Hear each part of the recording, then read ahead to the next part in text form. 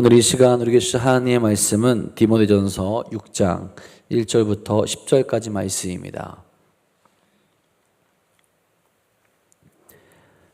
디모데전서 6장 1절부터 10절까지 말씀입니다.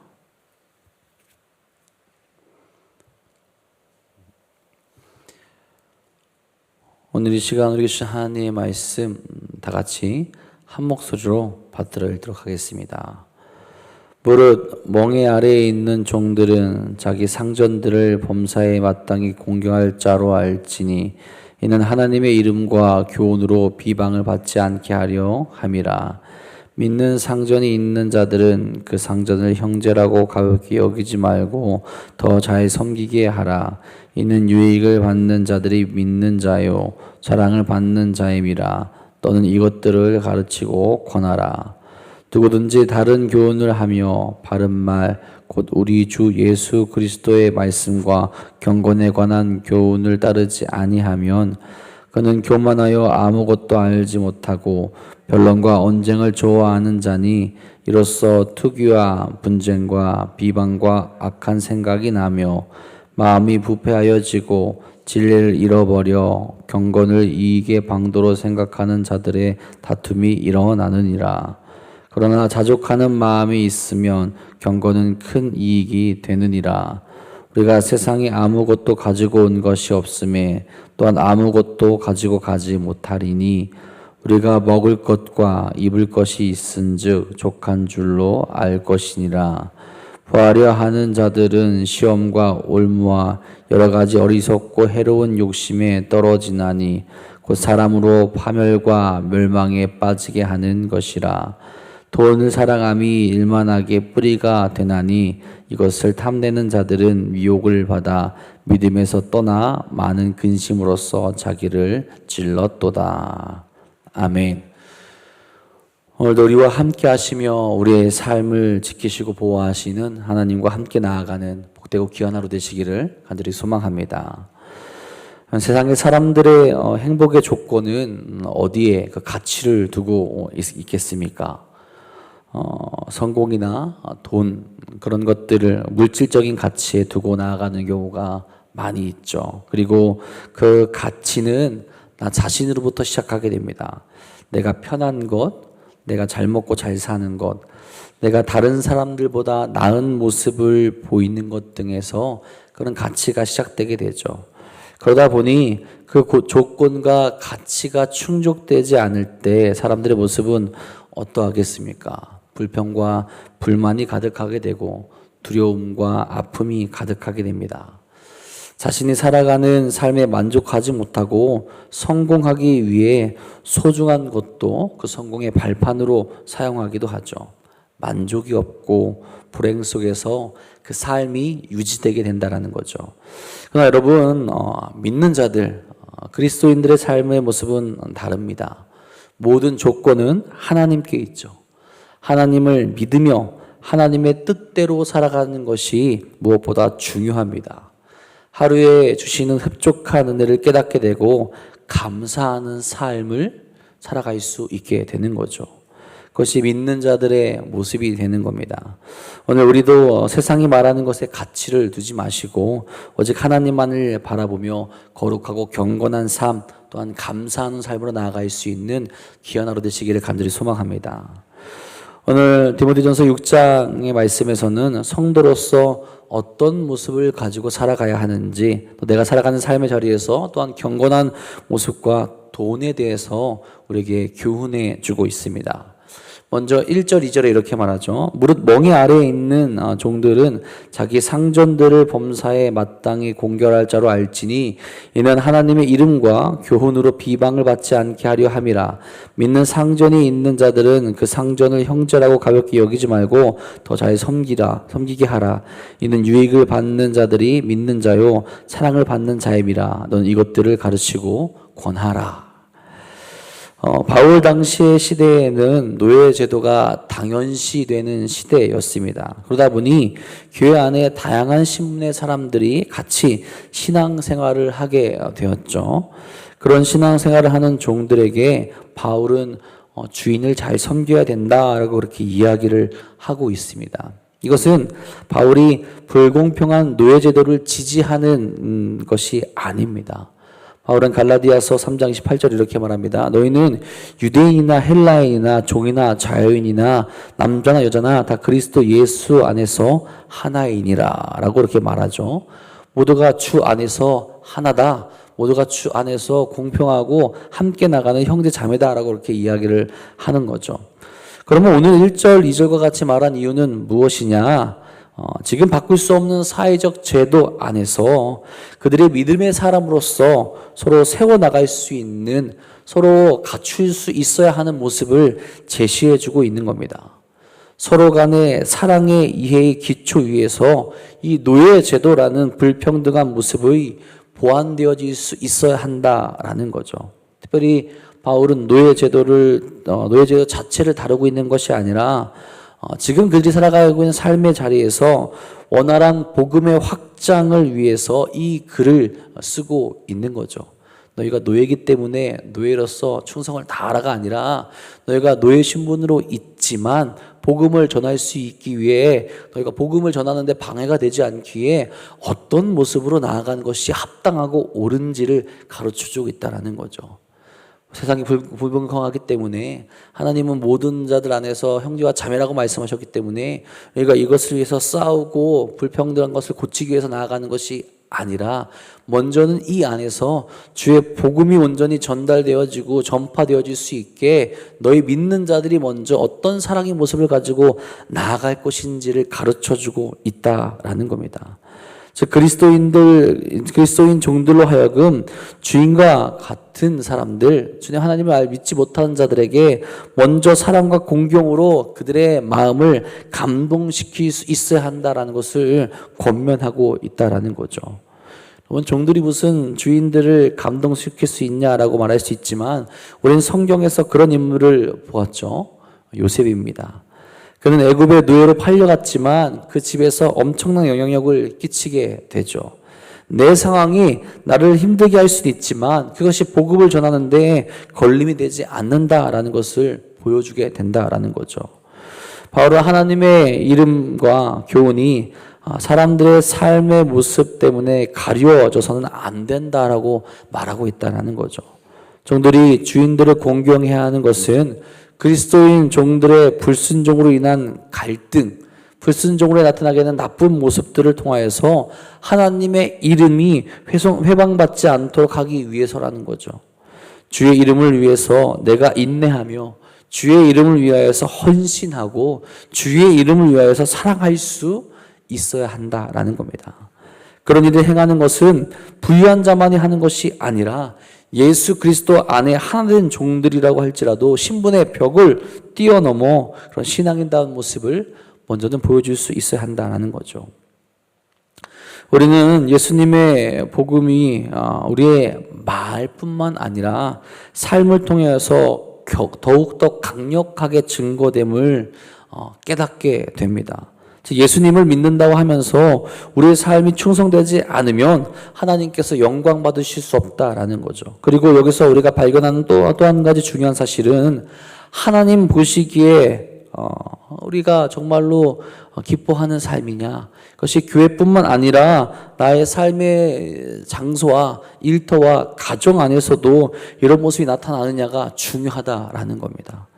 교회에서는 교회에 왔기 때문에 하나님께 예배하는 장소이기 때문에 우리의 삶의 모습이 세상과는 다를 수 있지만 세상 안에서도 우리가 살아가는 삶의 자리에서도 그 모습이 온전히 나타날 수 있어야 된다는 거죠. 그 안에서 복음을 가지고 전하는 자들로서 우리가 어떻게 살아가고 있냐라는 겁니다. 우리의 신앙생활은 교회에서 하는 종교의식에만 국한되어 있지 않죠. 왜냐하면 하나님은 교회에서만 하나님이 아니시라 이 세상 모든 곳에서 하나님이 되시기 때문에 그 하나님을 우리가 살아가는 모든 삶의 자리에서 예배자의 모습으로 섬기며 거룩한 모습으로 나타낼 수 있어야 한다라는 겁니다. 그럴 때 우리의 삶이 복음을 전하는 데 걸림이 되지 않는다라는 겁니다. 그렇게 이런 관점으로 보면 우리가 하는 모든 일은 바로 하나님의 부르심이며 사명이 될 수 있다는 것도, 내가 살아가는 삶의 자리가 사명의 자리가 되는 것이고, 내가 나아가는 모든 자리에서 하나님께 영광을 올려드릴 수 있는 자리가 된다는 겁니다. 이것을 깨닫게 될 때 우리는 하나님께서 부르신 일터와 직장에서 무슨 일을 하든지 마음을 다해 주님께 하듯 충성을 다해야 하며, 누구를 대하든 마음을 다해 섬길 수 있게 된다라는 겁니다. 그리고 이러한 구별된 삶의 모습을 통해서 하나님께서 영광을 받으시고 우리 주변의 사람들이 하나님께 돌아오게 되는 일들이 가능하게 된다는 거죠. 오늘 우리의 삶의 자리에서 충성을 다하여서 주의 복음을 드러내는 삶으로 나아갈 수 있기를 간절히 소망합니다. 그러면서 오늘 말씀에 다음으로 이야기하는 것은 무엇입니까? 그리스도의 말씀과 경건에 관한 교훈을 따르지 않는 부패한 거짓 교사들이 있었는데 그들의 실상에 대해서 이야기를 또 합니다. 3절에 말하죠. 누구든지 다른 교훈을 하며 바른 말, 곧 우리 주 예수 그리스도의 말씀과 경건에 관한 교훈을 따르지 아니하면, 공동체 안에 그리스도의 말씀을 따르지 않는 자들이 있었다라는 것을 짐작케 하죠. 그들의 특징은 무엇입니까? 다른 교훈을 전합니다. 그래서 예수 그리스도의 말씀에 관심을 가지지 않죠. 그러다 보니 논쟁과 분쟁을 일으키게 되고 자기 자신이 높아지려는 모습을 그들이 가지게 된다라는 겁니다. 더 나아가 경건을 돈벌이 수단으로 이용하려는 아주 말도 안 되는 모습을 그들이 가지고 있다라고 그렇게 말합니다. 여러분, 그리스도인들이 왜 그리스도인이라고 불리게 됩니까? 예수 그리스도를 따르는 자들이니 당연히 그리스도인이라고 불리게 되는 겁니다. 당연히 그리스도의 말씀을 들어야 되고, 나를 높이기보다는 주님만을 자랑하며 주를 위해서 살아가는 자들이 되어야 한다라는 거죠. 그런데 거짓 교사들은 다른 말을 계속 한다라는 겁니다. 그들은 예수님의 말씀을 따라 말씀을 두려워하는 삶, 곧 주께서 기뻐하는 삶을 사는 경건이 없는 자들이라는 거죠. 신앙인의 삶이 정말로 하나님께서 기뻐하시는 모습, 하나님의 말씀을 따르며 나아가는 모습이 있어야 되는데 그것을 버린 자들의 모습, 그것을 싫어하는 자들의 모습이 등장했다라는 겁니다. 5절에 말합니다. 마음이 부패하여지고 진리를 잃어버려 경건을 이익의 방도로 생각하는 자들의 다툼이 일어나느니라. 경건의 모습에는 여러 가지가 있습니다. 말씀 묵상, 기도, 선행 등 다양한 모습으로 나타나게 되죠.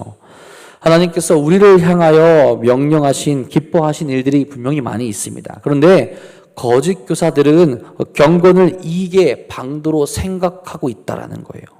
그래서 그것으로 무언가를 얻으려고 합니다. 나의 이익된 것들, 나에게 좋은 것들, 나에게 더 괜찮은 것들을 얻으려 한다라는 거죠. 신앙으로 자신들이 원하는 세상에 무언가를 더 얻으려는 사람들이 생겨나게 되었다라는 겁니다. 여러분, 이것이 거짓 신앙이라는 거죠. 하나님을 위해 살아가야 되는데, 하나님을 바라봐야 되는데, 하나님께서 기뻐하시는 것을 위해 살아갈 수 있어야 되는데, 그것이 아니라 나의 기쁨을 위해서, 나의 유익을 위해서, 나의 이익을 위해서 그 신앙의 경건한 것들을 찾으며 경건한 것들을 이용하게 된다라는 거죠. 여러분, 오늘날에도 이런 모습이 여전히 존재합니다. 신앙을 이용해서 자신의 명예나 이익을 추구하는 태도가 등장하게 되죠. 이것은 예수님의 말씀을 따르지 않는 것이고 경건을 왜곡하는 삶이 되는 겁니다. 경건은 하나님을 기쁘시게 하기 위한 삶이지 이익을 얻기 위한 수단이 되는 것이 아니기 때문에 그렇죠. 여러분, 신앙인의 삶은 이제 내가 무언가를 더 얻기 위해서, 내가 더 많은 것을 가지기 위해서 살아가는 거기보다는 더 내려놓는 것이 될 수 있어야 합니다. 내가 지금 받은 것에 만족하며 나에게 주신 것에 감사하는 삶, 그것을 통해서 하나님께 영광 올려드릴 수 있는 삶으로 나아갈 수 있어야 된다는 거죠. 6절에 말합니다. 그러나 자족하는 마음이 있으면 경건은 큰 이익이 되느니라. 아멘. 신앙인은 자족하는 마음을 가진 경건을 가지고 있어야 큰 이익을 얻게 될 것이다 라고 그렇게 말을 합니다. 여기서 큰 이익을 얻는다라는 것은 영적이고 실제적인 이익, 신앙인으로서 얻게 되는 그런 것을 말합니다.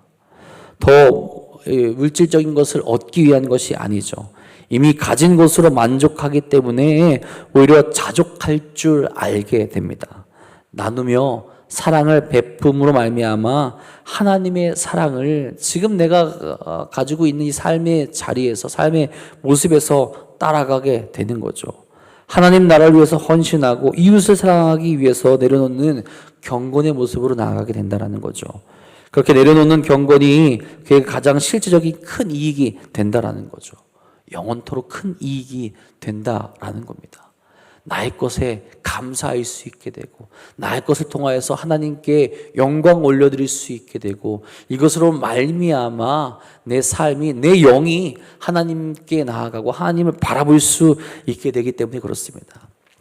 우리의 삶을 진짜로 부유하게 만드는 것은 내가 얼마나 가졌냐가 아니죠. 마음의 만족입니다. 많이 가진다고 만족하게 되는 것이 아니라 감사하며 만족하는 그 모습이 복된 삶이 된다라는 거죠. 하나님이 오늘 우리에게 주신 흡족한 은혜에 만족하며 그 은혜를 나눌 수 있는 삶이 우리 신앙인들에게 있어야 한다라는 겁니다. 그것이 예수님이 가르쳐 주신 것이고 오늘 우리에게 행하라고 하신 사랑의 모습이라는 거죠. 오늘 말씀 1, 2절에 말했던 종들에게 너희 주인들을 섬기라고 이야기하는 것, 어떻게 보면 자족하는 모습이죠. 종이 어떻게 좋겠습니까? 노예로 살아가는 것이 어떻게 좋겠습니까? 하지만 우리를 위해서 은혜를 베풀어 주신 예수 그리스도의 그 십자가의 사랑만을 기억한다면 그것만으로도 이미 감사할 수 있고, 그것을 통하여서 나의 자리, 나의 위치, 나의 삶의 모습 속에서 자족하며 감사하며 하나님께 영광 올려드릴 수 있는 삶으로 나아갈 수 있게 된다라는 겁니다. 우리는 그렇게 나를 위해서 지금 더 많은 것을 가지려 하지 말아야 하죠. 오히려 더 줄 수 있는 생각을 가져야 합니다. 7절에 말합니다. 우리가 세상에 아무것도 가지고 온 것이 없음에 또한 아무것도 가지고 가지 못하리니. 여러분, 우리가 가진 것을 죽을 때 아무도 가져가지 못하게 됩니다. 가져온 것이 아무도 없는데 우리가 지금 가지게 된 것들이 있죠. 이거 누가 주신 겁니까? 하나님이 주신 거죠. 나는 가진 것이 아무것도 없었는데, 나는 받을 수 있는 것이 아무것도 없었는데 이미 하나님은 우리에게 무언가를 주셨다라는 겁니다. 그리고 가지고 갈 때 어차피 우리가 하나님께 다시 돌아갈 때 이 세상의 것들은 가지고 갈 수 있는 것이 없습니다. 그렇게 오히려 지금 우리가 가지고 있는 것들을 잘 사용해서 하나님의 영광을 위해서, 하나님의 은혜를 위해서 살아갈 수 있어야 된다라는 거죠. 하나님이 우리에게 무언가를 주신 것은 그저 나만을 위해서 살아가는 것이 아니라, 그것을 곳간에 쌓아두며 나의 만족을 위해 살아가는 것이 아니라 그걸로 하는 주의 뜻을 이루어가라고 주신 것이라는 거죠. 그래서 바울은 9절 10절에 계속 말합니다. 부하려 하는 자들은 시험과 올무와 여러 가지 어리석고 해로운 욕심에 떨어지나니 곧 사람으로 파멸과 멸망에 빠지게 하는 것이라. 돈을 사랑함이 일만하게 뿌리가 되나니 이것을 탐내는 자들은 미혹을 받아 믿음에서 떠나 많은 근심으로써 자기를 찔렀도다. 성경은 돈 자체가 악하다고 이야기하지는 않습니다. 문제는 돈을 사랑하는 마음, 그 돈을 대하는 사람의 태도에 있다라는 거예요. 탐심이 있을수록 그 사람은 악의 자리로 갈 수 있게 된다라는 거죠. 부하려는 자들은 시험과 올무에 빠지게 되고 결국 믿음에서 떠나 많은 근심으로 가게 된다라는 겁니다. 오히려 그것이 없으면서 믿음을 지키며 살아가는 것이 더 나은 것이라는 거죠. 돈이 내 인생의 주인이 될 수 없습니다. 돈을 수단으로 삼는 것이 아니라 목표가 되어서 우리는 신앙의 길을 잃어버려서는 안 된다라는 거죠.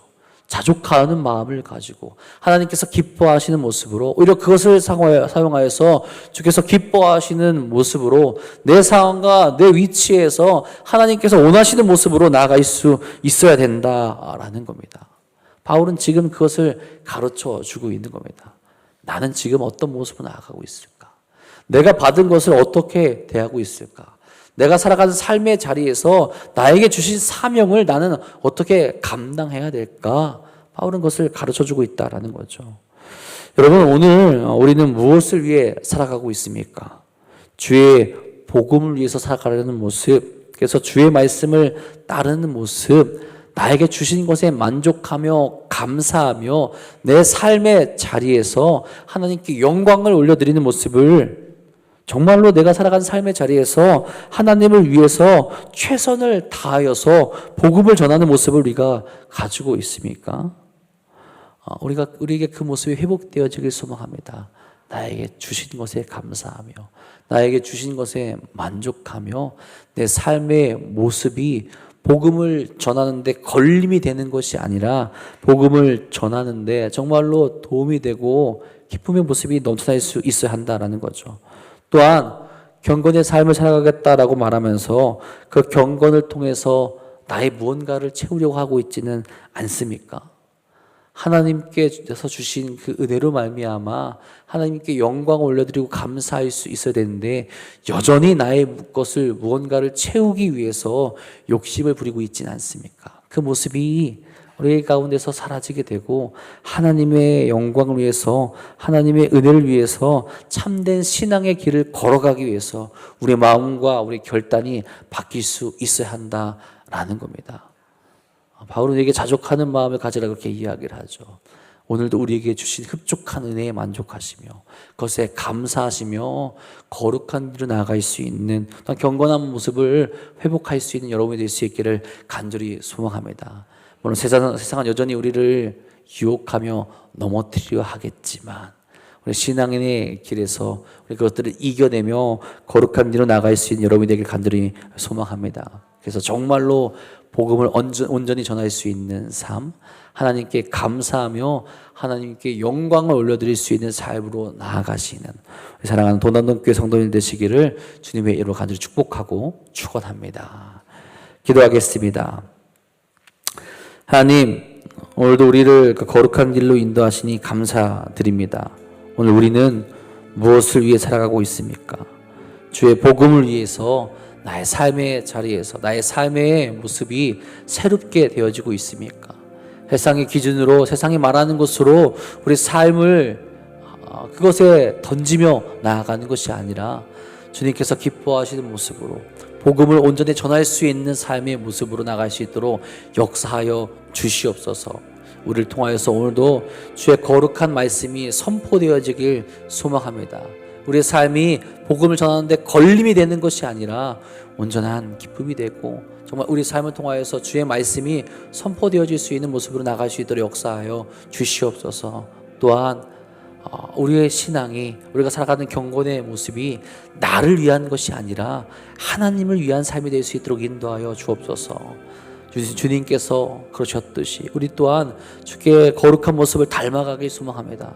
오직 하나님의 영광을 위해서, 그 구원의 삶을 위하여서, 거룩한 길을 위하여서 나의 삶을 바치며 나갈 수 있는 사랑하는 일 될 수 있도록 역사하여 주시옵소서. 자족하는 삶을 배울 수 있게 인도하여 주시옵고 오늘도 우리에게 주신 흡족한 은혜에 감사할 수 있도록 인도하여 주시옵고 그로 말미암아 오직 하나님께 영광을 올려드릴 수 있는 삶으로 인도하여 주시옵소서.